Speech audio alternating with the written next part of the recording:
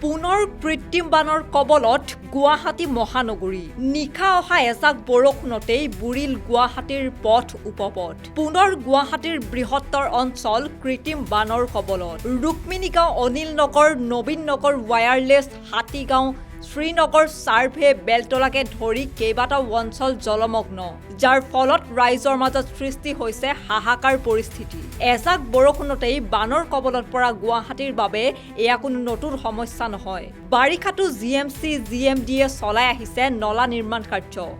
যাৰ বাবে অধিক ভয়াৱহ হৈ পৰিছে বান পৰিস্থিতি বানপানী নিয়ন্ত্ৰণত ব্যৰ্থ বুলি ক্ষোভ উজাৰিলে ভুক্তভোগী ৰাইজে